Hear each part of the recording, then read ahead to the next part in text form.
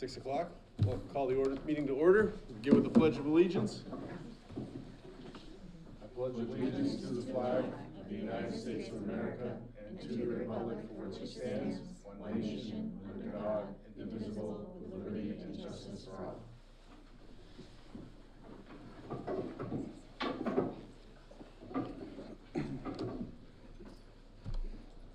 All right.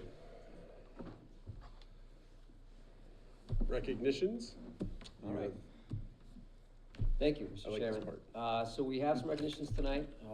This is kind of timely. We are recognizing 3 students for their excellence in their MCAS over their careers here at North Brookfield. Every year, every high school in the state can recognize a handful of students for their excellence in math, English, and science MCAS results. And what this does is qualifies them for the Abigail Scholarship recipient. And what that means is if these students go to a UMass school, a state university, or one of the 15 community colleges in the state, they get a discounted rate based on their excellence and their success here at the high school. So at this time, I'm going to recognize these 3 students. I'm going to call them out, and hopefully you can take a quick picture and just recognize them for their excellence over these past years at North Brookfield High School. So our first student tonight is Brendan White.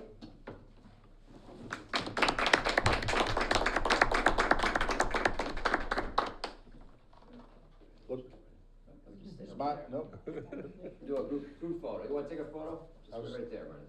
Sophia, right?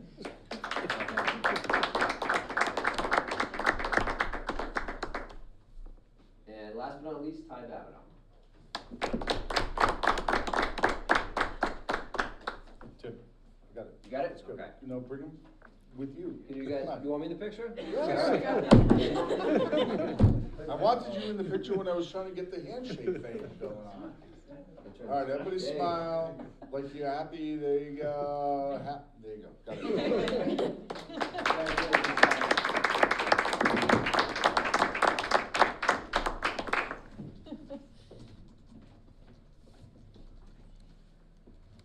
Those are recognitions for this evening. All right. I would like to recognize, we'll get more to this later in new business, but I'd like to recognize Chris Hickman. He resigned this past week from the committee, but he did a lot while he was on here and spent a lot of time with you and I over the summer. And I think he worked pretty hard for the committee while he was here, and we're sad to see him go. But we'll talk more about that later when we get down to new business. So thank you, Chris, for what you did while you were here. Absolutely, thank you. Thank you, Chris. Yep, thank you. Thank you, guys. Congratulations. Congratulations. Well, there goes our audience. You can stay if you want. We have really important stuff. It's all right, we got hundreds watching at home right now. That's awesome. That was great. Yep. So those were just consistently throughout their time here, they scored high, or was it just the 10th grade? I probably should have asked that while they were sitting They had to in the score room. high on all 3. Okay. So English, math, and science. And, every year there's a couple from North Brookfield. This year we had 3. Like I said, they get a discounted tuition rate at That's UMass great. Amherst, the 9 state universities, or the 15 community colleges. So That's awesome. That is awesome. I think a couple of those students are looking at some of those schools, so that's a real plus for them. All right, approval of minutes. So we, Motion we approve minutes from the last meeting. all right, I'll second that. we have a motion and a second to approve the minutes. All in favor? I'm abstaining because I was not here. That's fair. You didn't watch? Oh, Yeah. of course I watched. It'll be a All quiz. right, public That's right. participation? They left? They left. Student representative report. Alright, It's so, all you. we have quite a few, upcoming events along with some past events I'm gonna talk about.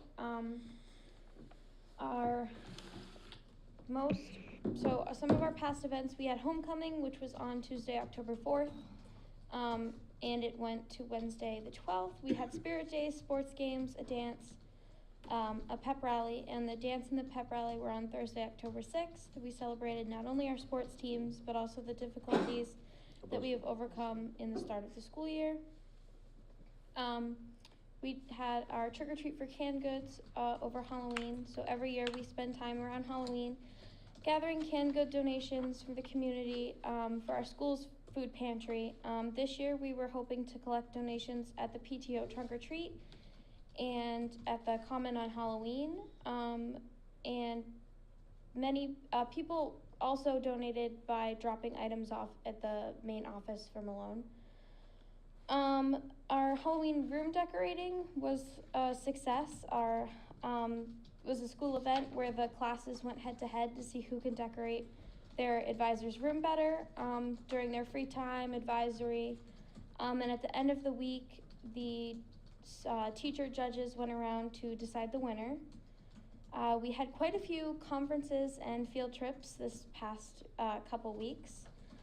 Officer Shop was on Saturday, October 29th at Middleborough High School from 9 to 5. For this event, we sent 2 of our executive board members to learn, take notes, and report back to our council about what they learned.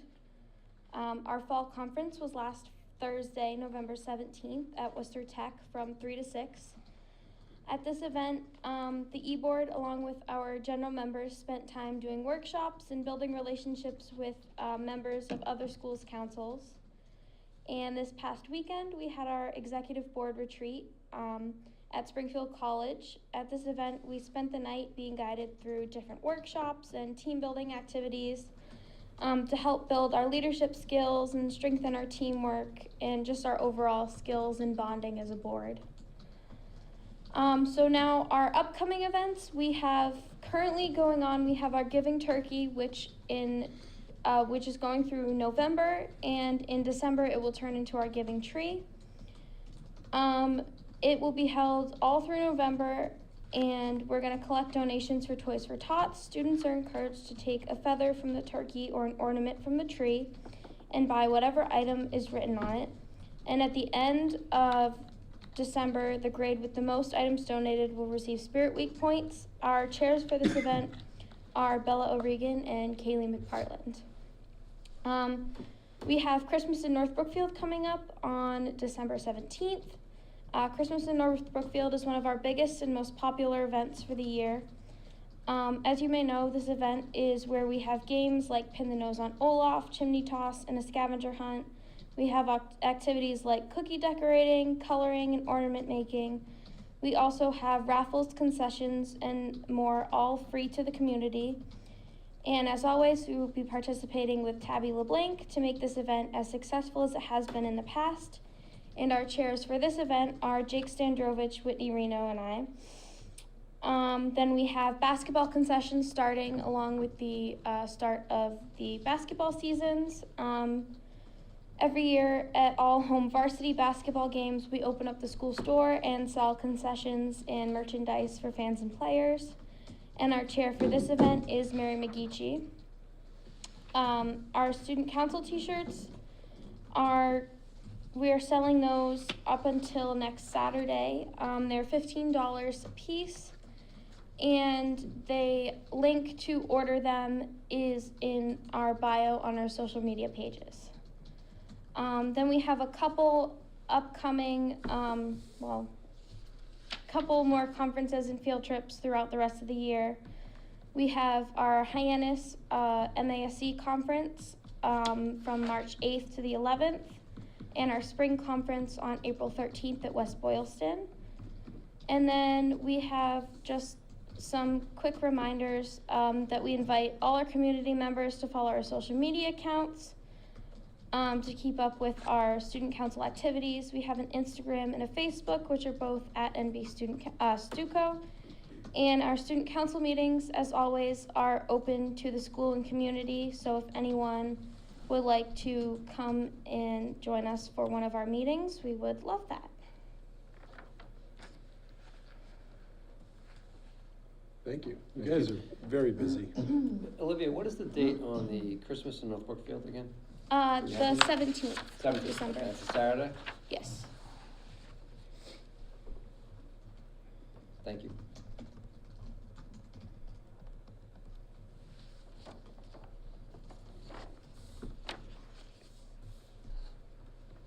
All right.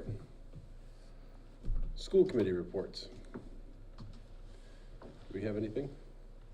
Or should we talk about that now? Talk about, yeah.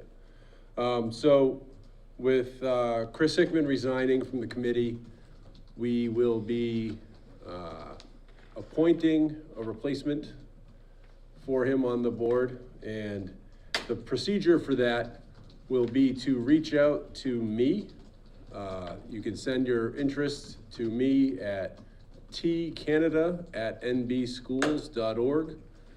It's also on the school webpage. If you go there and click on school committee, our email addresses are on there. What we are looking to do, we need to process anyone who's interested in the position. We will discuss it as a committee in a meeting, and we will send a recommendation to the Board of Selectmen for the official appointment. We are looking to get letters of interest via email to me again by next Tuesday, so that we can set up a time to meet and discuss and get our recommendation to the Board of Selectmen within the required 30 days. So again, if you have any questions about this, or if you want to just send me an email expressing your interest in being part of the committee, we have one vacancy, and we will be looking for that by next Tuesday.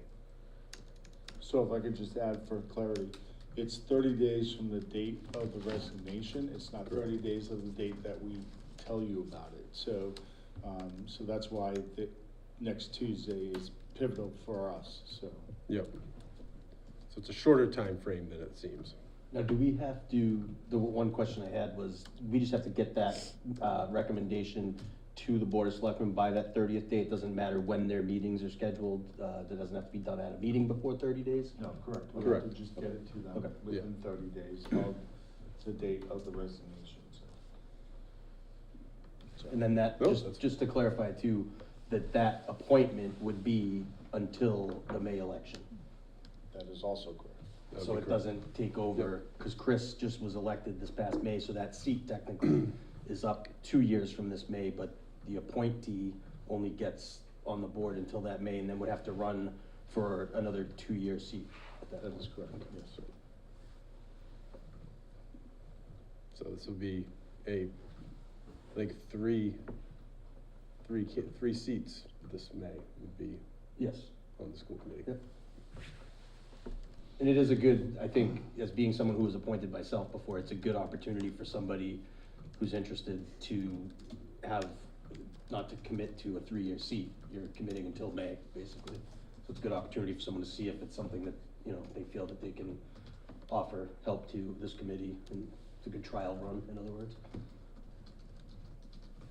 With the hopes that they would run again. Or we scare them off. All right. Any other reports? Okay. Financial reports. I've attached the vendor warrants from this past month, or actually from the last meeting. You've had a chance to look at these. If there are any questions, I can answer those. I didn't have anything. My only question you answered while I was signing them. Scroll back. What's the second school committee?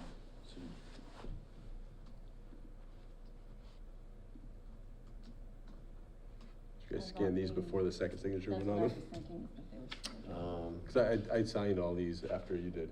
Okay, I'm just This was- looking at them now. Shouldn't have unless we missed one. Yeah. No, No, they're, all they're of all- them seem to only have my signature. Yeah, they on got them, which Roz. is This not is making me the- very comfortable. This is Is the it- batch, is this it- is Just the so batch you that I know. signed. I'm not feeling comfortable about that. No, I signed. Of course, signed it, yeah. of course they were signed by 2 people, otherwise they would get paid. But Right. It's just like, okay. Can we get the actual dual sign Sure. ones into the packet, Yep. just so that, you know, That's I must have scanned those prematurely. it's all good. It's just, for the record, you know.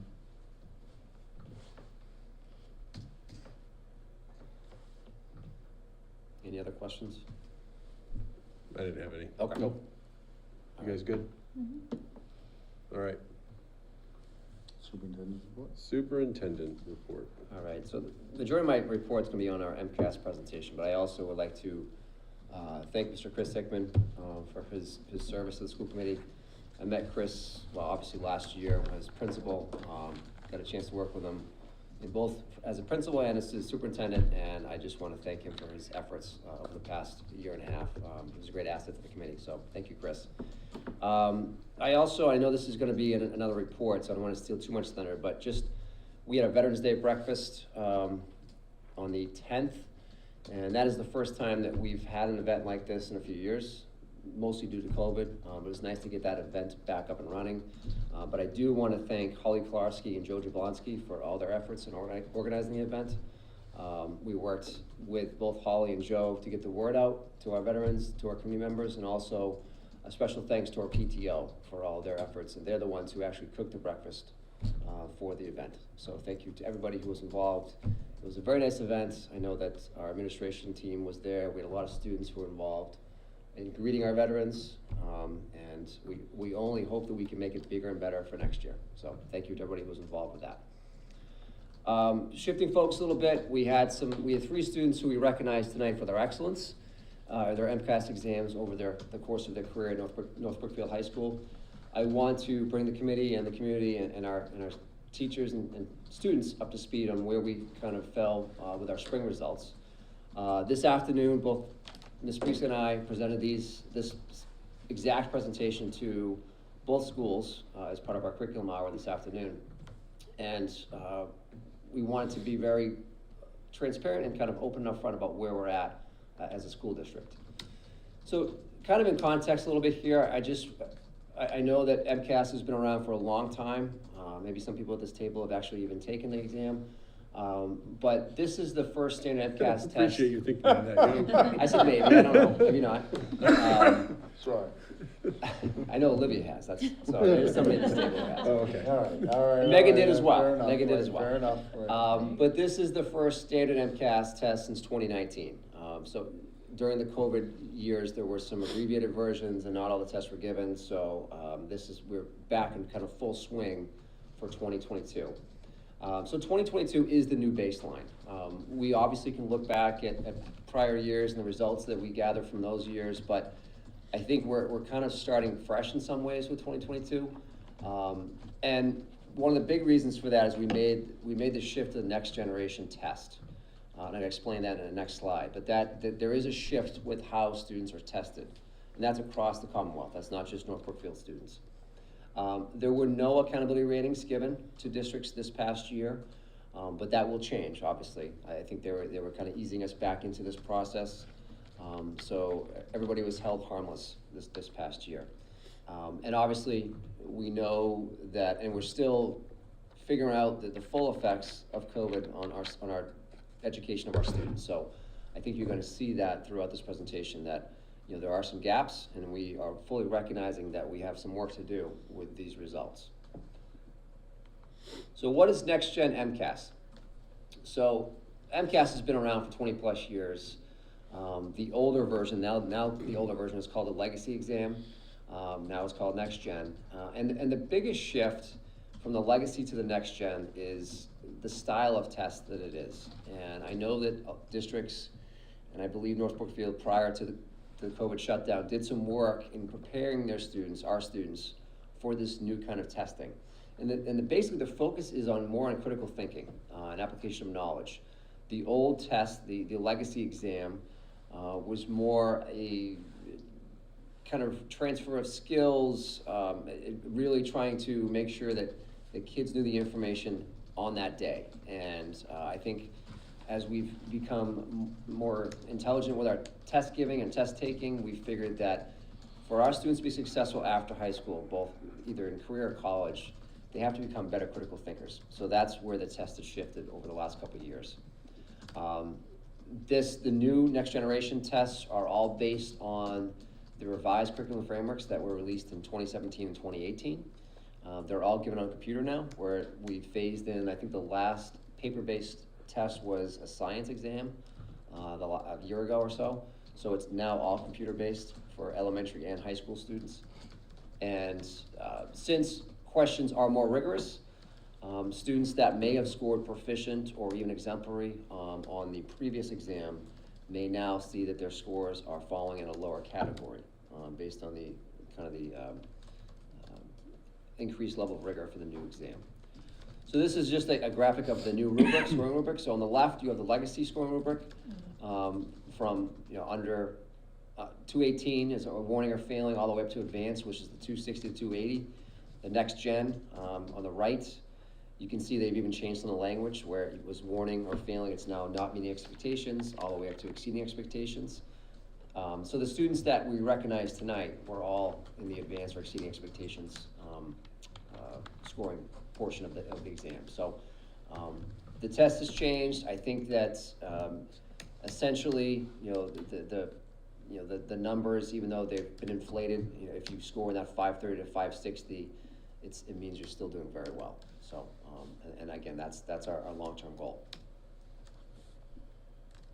So looking at some results, and I've broken this down into ELA, math, and science, and kind of based or compared North Brookfield to the state average.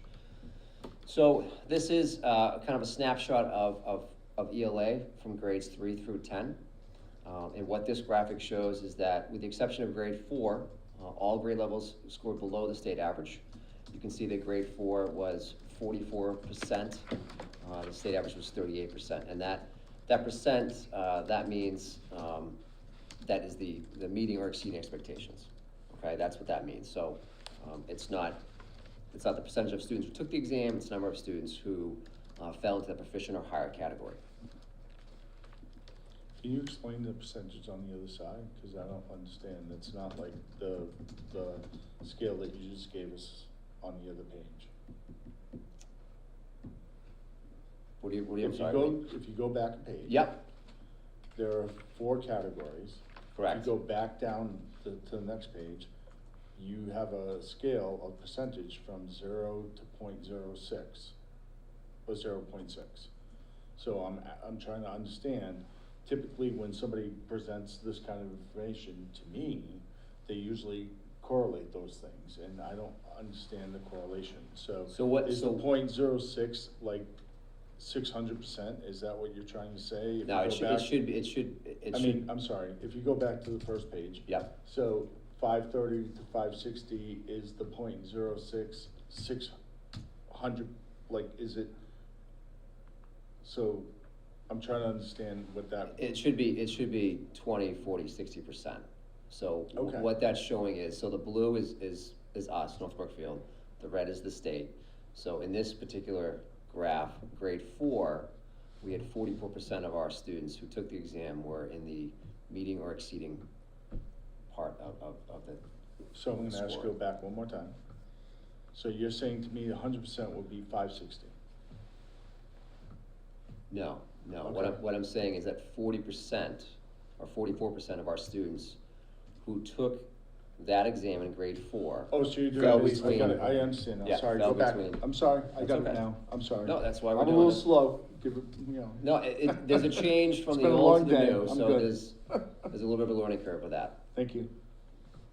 So next slide is our math. With the exception of grades 4 and 6, all grade levels scored below the state average. You can see once again, grade 4 is at 44% and grade 6 was at 50%.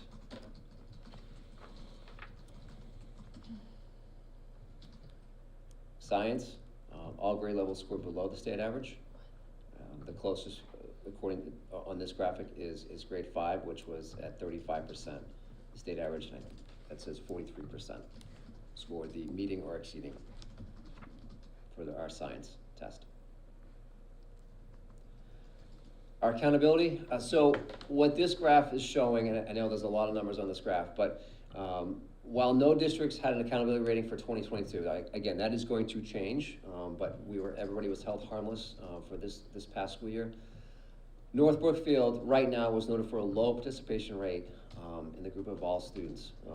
So what that means is that the state wants you to have 95% participation for all groups, for all testing groups, so all the grades that are tested.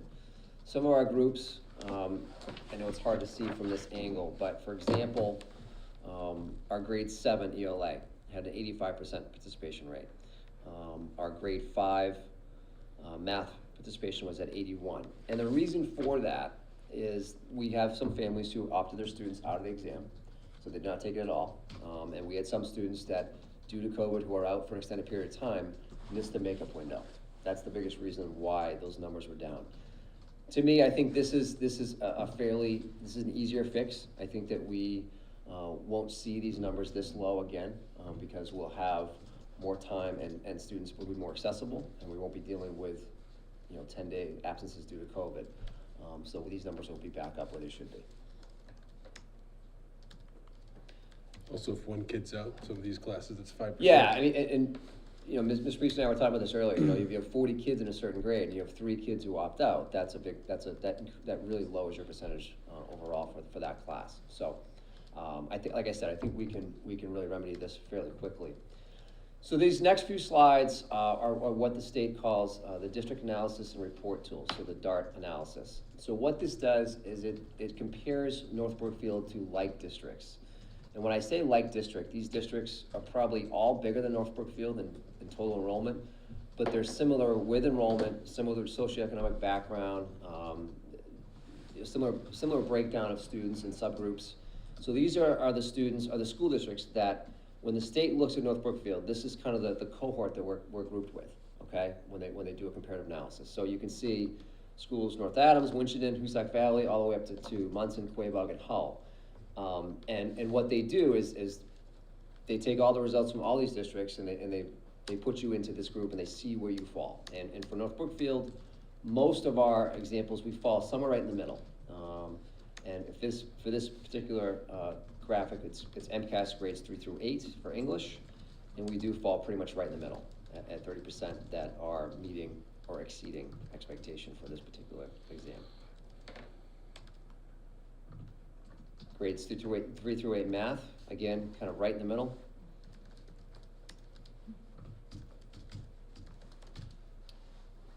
Grade 10 ELA, we are near the bottom tier at 30%. Grade 10 math, we are the bottom tier. We're 22% compared to Winchendon's 23% of meeting or exceeding. Grade 5 through 8 science, again, right in the middle at 32%. So, some of the positives. And I think, we're gonna talk in a few moments about our next steps, both short-term and long-term. I think that I wanted to present, or give you a presentation tonight that was both honest and transparent. I fully acknowledge, and like I said, we presented this today to both staff, both faculty at each school. We have some work to do.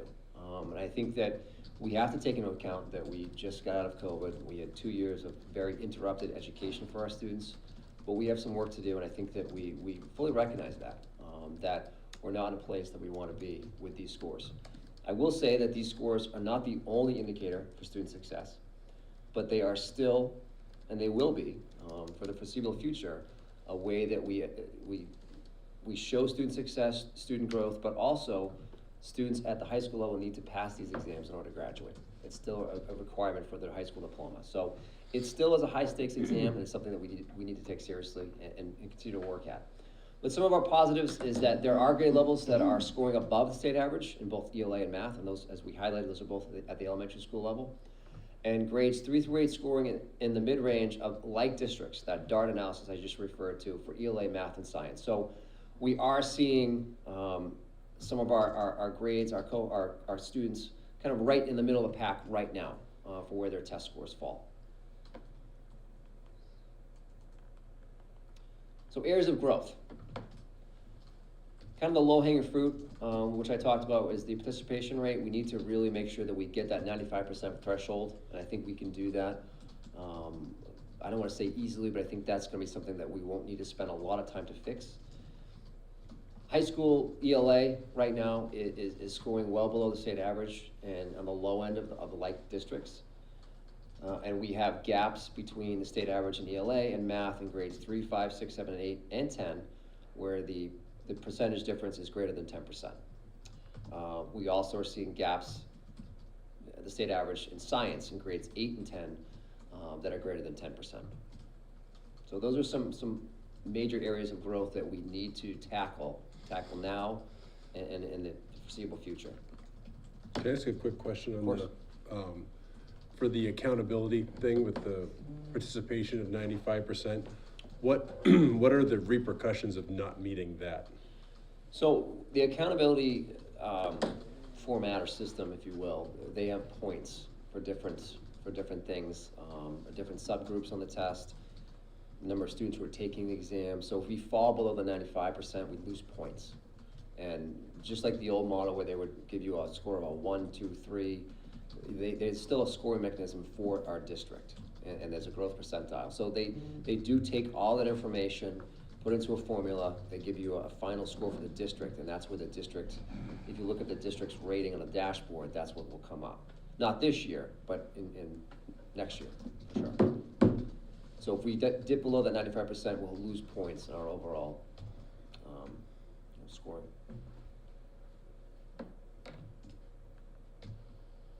So next steps, and these are things that we are doing now, we'll continue to do this year. We presented this information today to both faculties.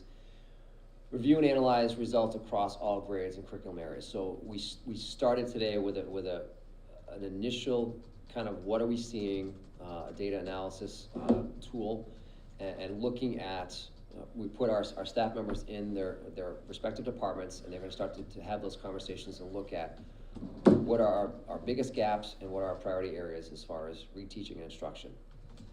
We did hire through a grant this year a district math coach, and this math coach has been working with at both schools to work with our math educators and has really supported them in their instruction, their lesson planning.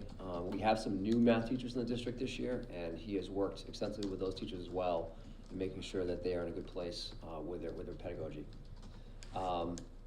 We just are completing our first round of MAP testing, which is a benchmark testing that we give to students 4 times a year. This was not done last year at the high school, and I think it was done a few times last year at the elementary school. We did it with 6th grade only. 6th grade only. 3 times a year, fall, winter, and spring. So we're doing it with pretty much every grade now, outside of the seniors, 4 times a year. And this is more real-time data for our teachers and our students to see where they're at, and this will really kind of guide their instruction, their future instruction. So whereas MCAS are a one-time, or they're 3 tests, but it's kind of a one-time-a-year data point for English, math, or science, and you know there's a lag of 3 or 4 months before you get the results. You get the results almost immediately, and we can use that information right now. All levels are working. When I say all levels, that means grades 1 through 12, working on impacting state frameworks and aligning curriculum to those standards. Now, this is a big endeavor for us. This is something that we kind of rolled out this year that had been done with some of our staff members in previous years, but not with the fidelity that's being done now. It's really looking at, again, what we're teaching, making sure it's aligned with the state standards, and then taking that information and putting it into our unit planning, our unit design. So that's going to take us in the remainder of the year to get a lot of that completed, and that's going to be ongoing. Grades K through 8 are working on piloting new curriculum programs for math. That's currently happening, and once we find a program that we like, we will adopt that program to use the remainder of this year and for years to come. We are going to be doing a similar activity at the high school as well. So aligning curriculum and instructional practices with the science of reading in pre-K to grade 2. One of the things that Ms. Priest and I spoke about early in the school year is that we need to adopt a more structured science curriculum for our elementary school students and teachers, and this is what we're doing as well. So we hope that will support some of our science instruction. So before you change the screen, if I may. Sure. Through the chair, apologies, but all levels are completing benchmark testing map growth. And then you said that will help us to understand where they are 3 times a year versus waiting for the MCAS results. So is this a mechanism that helps us to make sure that we're aligned our teaching to the MCAS? Because quite honestly, we're supposed to be educating the children regardless of MCAS, right? And the MCAS is just supposed to verify that we're educating our kids. So I'm not aware of the map growth thing, so is that just something that verifies that we're teaching to the MCAS? No, it's Okay. it's benchmark testing, and what that is it's done 3 to 4 times a year, and a lot of districts use the map testing system to do this. I've worked with other systems in other districts, and it's, like I said, with MCAS, you get those results months after the exam has been Yep. administered. And so those kids have moved on to the next grade, and it's not that real-time data that supports our instruction. If we have to change something, if we're seeing some major deficiencies. So it's not, we've moved away from teaching to the exam. It's making sure that we're teaching to the standards and that our kids are proficient with that, proficient or better. The new MCAS exam, like I said, has made a real shift towards critical thinking.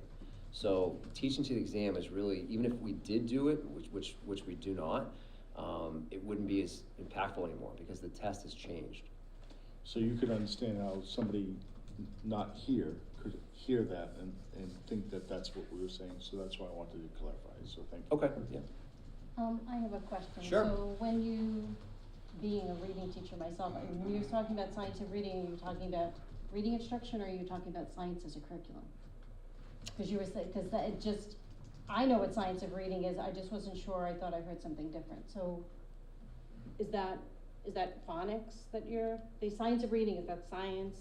It's a systematic, foundational instruction, phonics, phonemic awareness, which we've already built into the curriculum, but it's layering on other pieces in our tier 1 reading and writing curriculum that aren't there, so we're looking at that. So I only asked just because that is a phrase that we hear, and some districts around the world will purport a science of reading, and yet it is not scientifically. You have to have data and studies to use that term. Is the district still using the foundations? Yep, Foundations and Haggerty are our phonics and phonemic awareness curriculum Okay. respectively. Just because I know there was great success with that. Yes. Elementary schools had a lot of success with their reading initiatives across the board, and I think we've recognized that. We're still doing a lot of work. We're getting more and more teachers certified in Wilson Reading, which is to our benefit.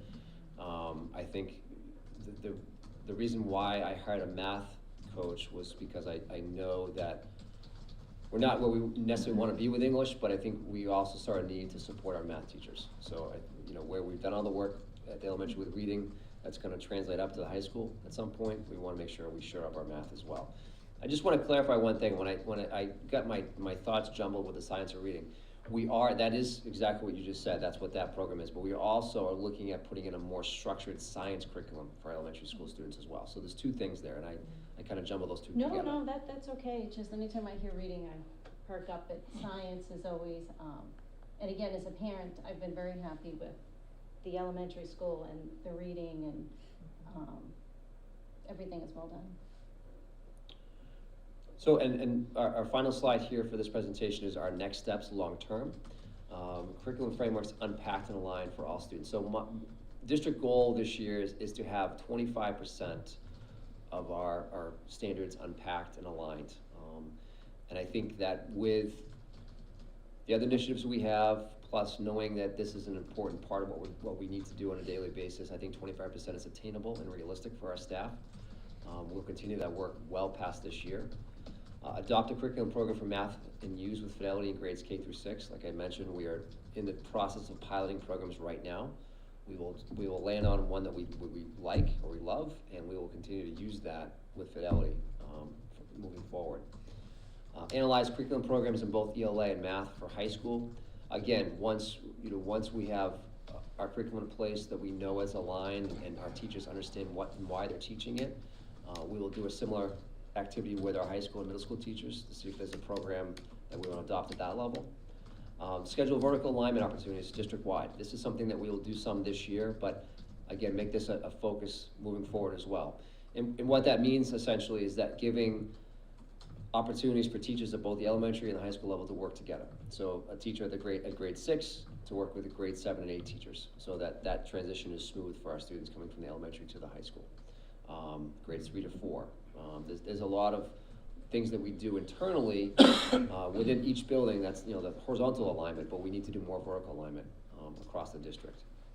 And then utilize and track student data during flex block. So currently at the high school level, every student has a flex block or advisory block every single day of the week for 25 minutes. And some students on their own will take advantage of that and use that to work with a teacher, but a lot of students do not. We need to have a more formalized system where we are getting students in the class with a teacher for the support they need, and also tracking that so we can report out to the student and the teachers of how effective it actually is. So there's a lot there. There's a lot to do with a lot that we've already started, well before we even knew the final results of our MCAS exams. But as I said to the high school staff today, and I know Ms. Priestley spoke to the elementary school staff, I think that we have the staff to do this work. I think this is a heavy lift. I think there's a lot of room for growth here, but I think we have the staff that's willing and able to do the work. I think that we have a student body that at both schools is hungry to be challenged, and that if we increase the rigor, increase the challenges in our classroom, I think a lot of our students will step up to that and really embrace that challenge. It's gonna take time. So it's gonna take time, and I think that our results, if we start doing these things, like I said, right now, which we are, we're gonna see some increases next year, but it's gonna happen over time, and I think we need to be consistent and use these systems as much as we can, and if things are going awry, we need to obviously look at what we're doing and make sure that we're making changes appropriately as well. Do you guys have any questions? I have one question. So just looking at like the student council side of things, is there anything that we could be doing to help improve, you know, performance or encourage our peers to really like have more of a positive outlook of MCAS? I think it's a great question. I think that we could probably sit down, Olivia, and with the Stuco leadership, the E-board, and talk about some things we can do, both even, and I'm gonna say this, even like as a rally in some ways, to support these tests, but also I think Student Council and National Honor Society potentially could work together to come up with a more formalized tutoring program for some students. Definitely. And not necessarily for MCAS, but tutoring to support students who are struggling in any one of their classes. So I think those are things we can talk about. And I think that you guys definitely have the leadership to kind of get some of those things going as well. Absolutely. Can I just say that I love the fact that you asked that question? That's a great question. Can I just say that? That's why Like, we have student seriously. voice at the table. I love the fact that you asked that question. That's awesome. Thank you. And I think that's why I say I think our students are ready to take this on as well. I think that our students, a lot of our students, and Olivia is one of them, see there's a need for improvement and for growth. And the teachers can't do it all on their own, nor can the students. So I think we have to work together to really lift this all up. And I think that if we have that kind of mindset, looking for answers, not looking for obstacles, looking for answers, I think we can do this work. So thank you, Olivia. I think the 3 students that won an opportunity to get some money off the tuition is a big motivating factor too, or should be. Right. I know a lot of high school kids don't think of that, but having. They do when they become seniors. Exactly, so. I think it's important to have data like this quantified. We have with the MAP test, or the MAP test that go throughout the year, is there a way for us, do we have the capacity to turn that into quantifiable data similar to what they're showing here? Yeah. So that we could look district-wide and see whether there's, just big picture by grade level, whether there is a noticeable improvement, or which one seems to be improving faster, and where we need to allocate. So with that map, I guess that's my question, with that map testing, does that come with the ability to get the data in little bites like that? Yeah. So we can. Yeah, I mean, what I'm showing you today for MCAS is kind of a bigger picture presentation. I mean, you can break this down to item analysis, which shows you the individual questions and where the kids did well and did not do well, and what standard that's attached to. That's really the granular level. And we can do that similar for math growth as well, math testing. And I think from a committee standpoint, that's not the level that we're interested in. I think what he's asking is, can we get that overall Yes. vision from the map, and correct me if I'm wrong, can we get that overall vision from the map data that you have, those 3 times a year, can we just see that trend? Right, cause I think that's I where think we that's, are. I think that's what I'm looking at is, like, obviously these test scores aren't making anyone super happy. And if we have the internal ability to track with multiple, measurements throughout the year, and then we can present not just this relatively bad news but show that you got, I think people like to hear that you guys have these plans, and I know you do. I know you guys are working on it, and it's been a weird couple of years, but now we have our benchmark here, like you said. Now we know where to go, and we can show that that's happening. I think Yeah. that's helpful in just showing that, this is where we started, but now we're here. And So, I think I think what we can do is, like I said, we just finishing tomorrow at the high school, our first round of map testing. I would wait until we have our second round done, and I can show you kind of from 1 to 2, kind of where we fall. That's Yeah, important absolutely. information. I think that really helps Sure, to see. yeah, do that. Cool. Anyone else have any questions? I just have one comment, again, and I'm putting my parent special ed teacher hat on. I have to just say, a child is more than a test. And there's a lot of children out there that academics, they struggle. And when they hear a lot of this, that I just wanna not lose sight that there's multiple intelligence, there's different ways to measure, how well a child performs in school. And one of the things, I know why we need MCAS. I get that, but one of the things that our elementary school has done so well has bringing them in the hallway and having them utilize the different pods. And I don't ever, and I'm not saying that we're gonna lose that, but that's something that's so important when you walk through the hallway and you see where they can sit and read and they can do the math and there's the number line, just to remember that even though we're talking about tests, there's still a child that wants to come to school to learn, to interact, to draw, to sing, and to be creative. And it's not all, it's just not all about the testing. I know that there's a bottom line, but I went into teaching for the child. And I just want to say for someone that we're not meaning that child's not there. I like what I see here at the elementary. I liked what I saw when my son was over at the junior high with Mrs. Priestley, with the activities and that creativeness, and I don't wanna ever see that lost.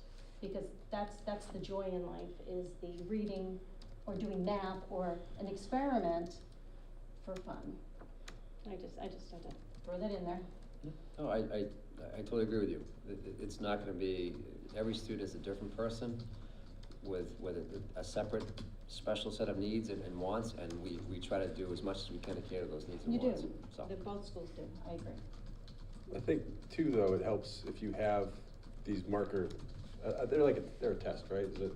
So I think it helps in that by doing these lesser stakes tests throughout the year, the kids who would be, I see it at home all the time, it's like, test. Like, you just told me everything's gonna be on the test tomorrow, why are you nervous? But it's like that test increases the stakes for it.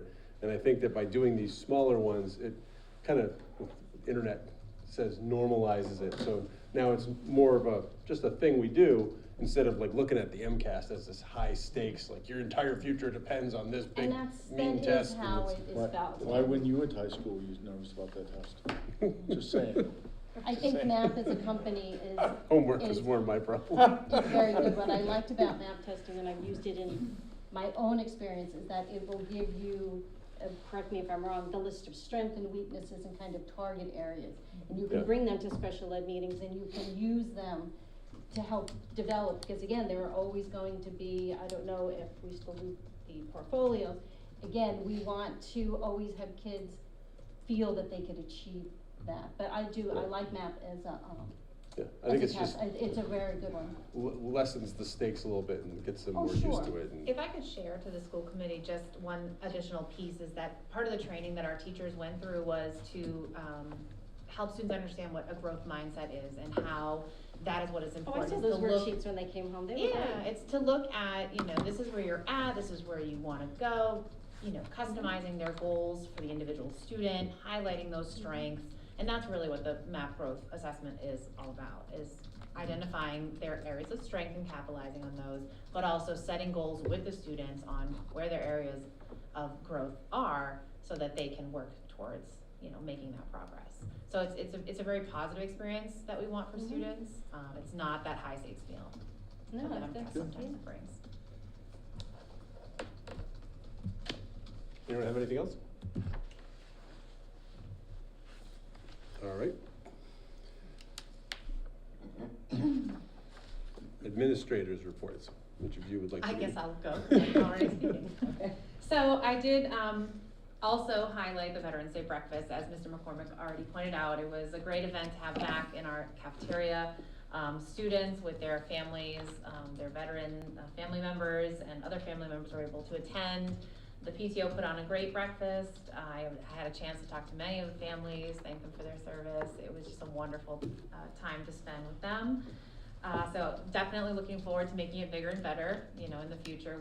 The last one we had in 2019 was an amazing turnout, and I want to get it back to that. So really looking forward to that. Thank you to the veterans. The one piece I did want to highlight on my report was the SEB Academy. So we're in our third year, for those of you who've been, with us on this journey. We're in our third year of the Tier 1 training. So PBIS, Positive Behavior Interventions and Supports, really solidifying that whole school-wide approach and bringing, PBIS to the school at a Tier 1 level. But now we're in our first year of Tier 2, which is really exciting. I have new teachers on the team, which is great to have, so much involvement from the staff. Tier 2 really focuses on interventions for students who are presenting with behavioral needs that just need a little bit more.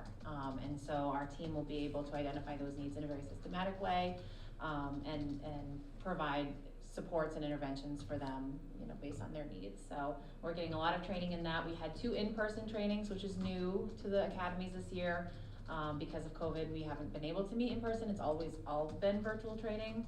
So we had the Tier 2 team met in person for a day last month, and the Tier 1 team met this past month. It was actually last week. So it's a full day, a lot of work time, a lot of team time, a lot of support. And this was through UConn. Now it's supported through the Department of Ed, the May Institute, and there was one other, the Education Development Center, which is a new partner, sponsoring these, and they're entirely free. We have access to a lot of tools that are helpful for us, so it's really awesome that it's fully underway for both Tier 1 and Tier 2. And then our next step obviously would be Tier 3, so. And Yeah. So what is that though? So you did 2.5 years or something of Tier 1? So we were in Tier 1 the past 2 years, Yep. and this is our third year with it. It's our final year of training. Next year we'll enter the sustaining Tier 1, which we basically just have them on consult. And then our Tier 2 will continue for the 3 years.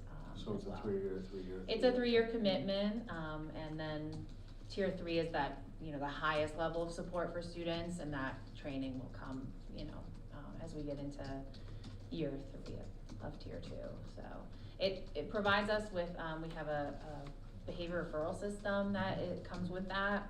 So it's Swiss, so we're able to really look at data and make decisions based on that data and what trends we're seeing. Most recently, the biggest change that we made this year was how we did recess. So last year we saw that a lot of our major behavior challenges were happening at recess, with recess and lunch being unstructured time, fairly unstructured times with students, kind of just playing at will, back to back. And so we kind of separated those times, we put more staff, out at recess, and it has been a game changer. So really being able to look at that data and make decisions based on that has been, super helpful in helping to support students. Yeah, I was just trying to get out the amount of time that our Mhm. staff Mhm. are working towards this, Yes, right? it's So definitely not been a- an undertaking. It's not a flip the switch. No. It was 3 years to get there, now 3 more years, and then. To do that next level one, Right, yeah? so that's what I was trying to. Absolutely, no, thank you for pointing that out, because it has definitely been a labor of love.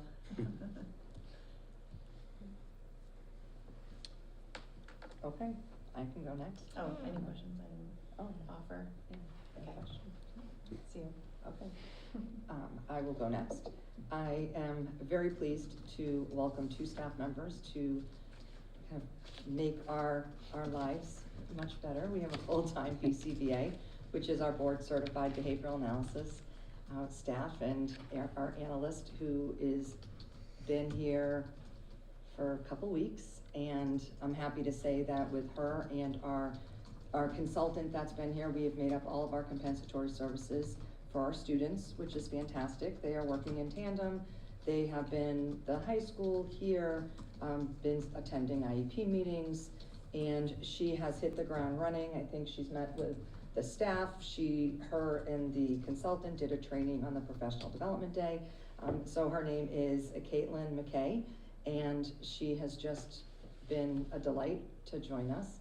And then we had Caitlin Lawrence, who is our new speech and language pathologist. She started today, so she already sat in on an IEP meeting and has been all visited through the whole entire elementary school. She'll be joining up in the high school tomorrow with a tour, and she is working collaboratively with our current SLP consultant, and will be spending the next month in December making up the compensatory services that are required for our students, and then she will pick up her own individual schedule come January. So we're very happy to have both of these fine professionals join us and kind of complete the special ed department. So we're very happy about that, and our student services staff couldn't be any happier. We also continue to try to work with developing our CPAC. It is slow to start, but we continue to try. And I want to thank Tanya Matthews, who brought together this really creative art project last Wednesday, and thank the teenagers that came. We had pizza, we had soda, we had water, but most importantly, we had a collaboration. We had some families that came and brought their kids, and it was nice. So we hope to have more as we continue to do this. And that's basically really all that's going on in student services right now. The only last thing that I would say for parents is that we are having a tiered focus monitoring where the Department of Ed will come out in January. So they will be having a virtual orientation and speaking to the families in December. So I wrote the date here. It's going to be Tuesday, December 20th. It will be virtual. There'll be more information to come. I'll be posting a press release in December as well. So we'll try to get families that want to join and understand what's happening. That will be coming out. So, any questions? Well, it's exciting to hear about the new hires. I know. That was easy. That was easy. We had the button, thank you, yes. Yeah. We're very excited, the staff are very excited. They hit the ground running. They definitely. really have. It's Yeah. like they've been here all year. They're in. Yeah, it's great. Yeah, but, and 2 Caitlins, so people are really happy. The new hiring policy. Yes. Hiring Caitlins. One's a K, one's a C, it's okay. So Mr. Gould, Dr. Gould cannot be with us tonight, but he did, in his report, he apologized for being unable to attend the school committee meeting, so he knew ahead of time he wasn't going to be here. His son is being inducted into the National Honor Society at his high school, so congratulations to him. I'm just going to read ahead. Is that all right? You know, Sure, I can. Were you looking go forward to ahead. reading it? I can highlight it if you want, or you can read it all. And I'll just, so they had picture day at the school on the 2nd, November 14th, family teacher conferences were held. Nathaniel Stonehouse, Christopher Baum, and George McPherson are promoting Project 351 to support those households in need. Do you have any elaboration on Project 351? So Nathaniel Stonehouse is our 351 rep, if you will. He was selected last year, and I think Chris and George are working with him. But they're collecting. I'm trying to think exactly. They're collecting items for families in need over the holidays.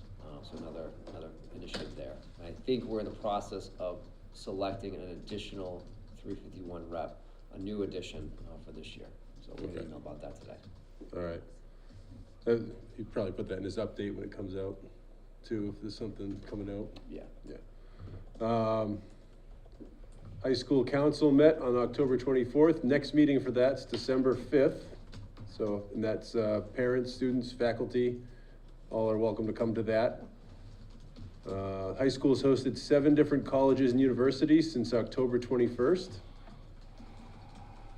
It's not a lot of time for 7 colleges, that's good.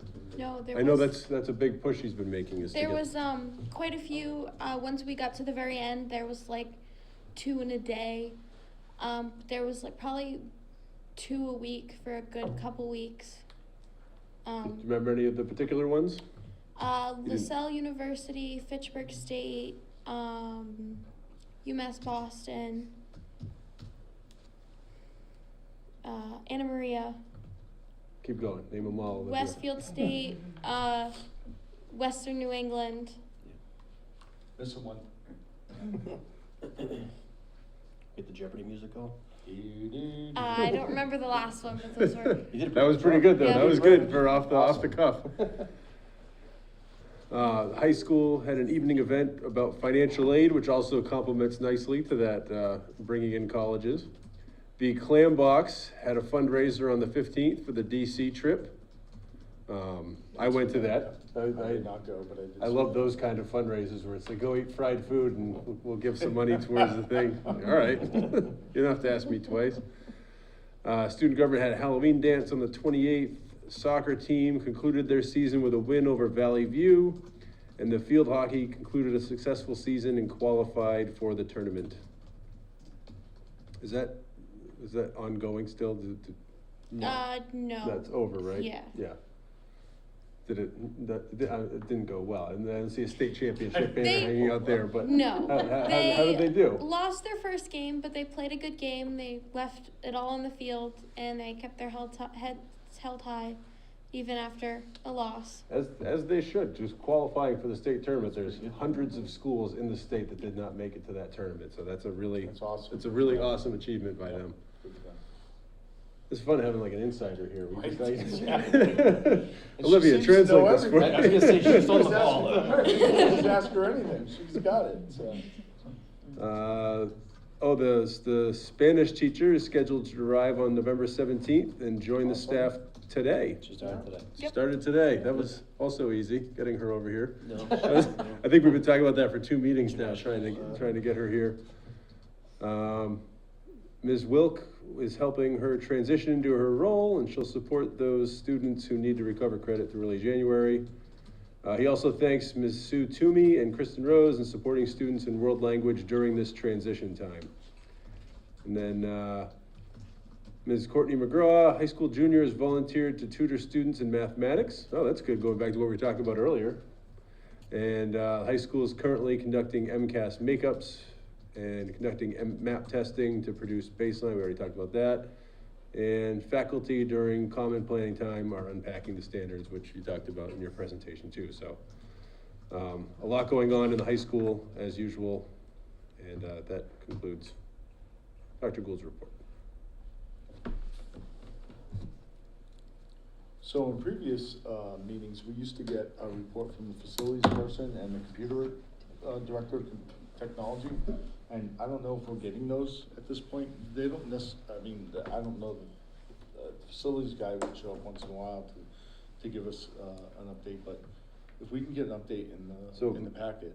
I know Matt and I are as the Building and Grounds Subcommittee, we're gonna meet with him coming up in the next couple of weeks, and we'll talk to him about reports. And I don't think he's fully aware of that. Is he aware that they used to do that? Well, he used to send them, so. He He just started. He's just Oh, started. this is a new guy? Yeah, Oh, I'm new- sorry, I new- apologize. new facilities Right, director, so I so- apologize. Yep. And I'm not suggesting that we need one every month. I'm just suggesting that we should get one once in a while, like once a quarter or something maybe. And I'm speaking for myself, not the rest. I would agree, yeah. I think- No, it's helpful to yeah, know what's yeah. going on, because, Just in case something's coming up that we don't know about, yes. right? Yeah, Last thing that's- we need that's to what do we're is find out when it comes budget time, when you need something, you know what I mean? So Yep. if we can just get an update once in a quarter or something like that from Sure. both of them, from my standpoint, that's all. And again, for me, I don't need them to come, Just put it in the packet. put it in the packet so we can see it, that's No all. problem. Just highlight big bullet point type stuff. And I think the technology probably was more of during COVID kind of a thing, but again, there could be something big happening in technology that we're not aware of, that we need to know about, that's all. So, You just wanna know because you're the IT guy. Shush. Well, everybody uses Chromebooks, so. Right. You wanna take your math test? All right. Chromebook. All right, old business, exit survey policy update. Our policy committee is now down to one person. So I, having been, out the last time, I do not have an update for you. All right? If I can get one, I guess. We will move that, I'll make a motion, we postpone that till next month. Yes, please. all right, Table, I'm sorry, postpone was the wrong word. table I it. make a motion, we table it to next month. Since it's on there for a vote, we probably should do that officially. Yeah. All right, Give me a second. I'll second it. This All will in be the favor? time for questions. Yeah, any questions? Was there any process on that? I mean, progress on that, or do we know, or? I don't know. Okay. That's a, I think that's why. our That's fine. I our just didn't subcommittee know will if- look into it. Yeah, I know we're not I ready to did- vote, but I didn't know if there was any I update or anything. Did not have any correspondence with Mr. Hickman about it, just because of me having been away, so. No, that's totally reasonable. I I just- thought I saw a survey about something that came out, what was that? I don't know, something, okay. Well, there was the school survey that you're working on. That's a Right, different that's survey. Oh, I know what I'm Yes. thinking of, it was the social policy that we had to, that's what I'm referring to. Oh, the social That is- media yeah, policy, That has nothing yes. to do with that, okay. All right, No more questions? so, any other questions? All in favor of tabling it till the next meeting? Aye. Aye. All right, all four of us said yes.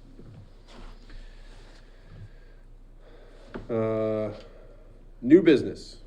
I know we have, Mr. McCormick, you've got something for new business here. Yeah, I just have some donations, that were made to both the Christmas Carol field trip, which is be going on with our middle senior high school students in December. And then we have some donations also for our Washington DC trip. I can read the names if you like, or I can just give you the totals, it's really up to you. This was not in your packets, this was just something that I wanted to give these people, the acknowledgement. And if we have to accept those. We have to accept these donations. We have to accept the donations.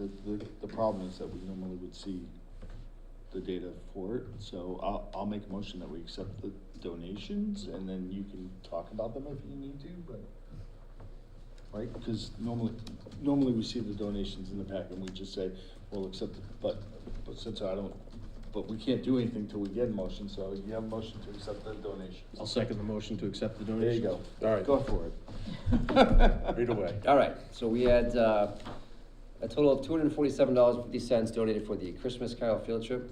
I'll just read off the families people who donated, that were not anonymous. The Allens, Amelia Ickler, Mary Hawes, I'm gonna say this name incorrectly, but, Liz Chappis, and Sue Lewandowski. And then for the DC trip, we had the Brookfield Lions Club, we had the American Legion Auxiliary Unit, we had the American Legion Post 41, Sons of the Legion, and the American Legion Post 41, Sawyer, Matthew, and Kearns. Those donations for the DC trip totaled $950. All right. All in favor of accepting those donations? Aye. Aye. And thank you to everyone that donated. Those Yes. are, Incredibly, thank Yeah, you. thank you, Yes. very those are- generous. those are great trips. Look forward to seeing how much they got from the clam box from the DC. Yes, we trip. don't know that yet, we'll find out soon. But Well, how much did you Is spend? is there anything, I spent a good amount of Who money wants to know there. if there's a trophy for the first? Is there, I know the DC trip is a kind of ongoing Right. fundraiser for that. Right. Is there anywhere someone, and this might be something we can bring up next meeting or something, but if they could, give us something where like we know how much they still need, or if there's a goal and how far we are along in Do making that you goal? want that just as information, or do you want a presentation? No, Just information is fine, just something we can mention and kind of Sure, prod all of our fans at home to contribute, I can do that. or enemies at home, or whatever. All right. Do we have anything that would require any, I did skip over policy, but since we talked about policy, I didn't know if anyone had any other policy issues to bring up at this point. All right, so I apologize for skipping policy. Sorry, Ron. I just want to make sure there was something else we were missing, that's all. We kind of have that in No, I here know, as I a agree with standing you, yep, discussion yep, thing, yep. as a reminder. All right, so without any, I make a motion, we adjourn. I'll second the motion to adjourn. All right, all in favor of adjourning? Aye. Aye. Thank you. Do you want me to list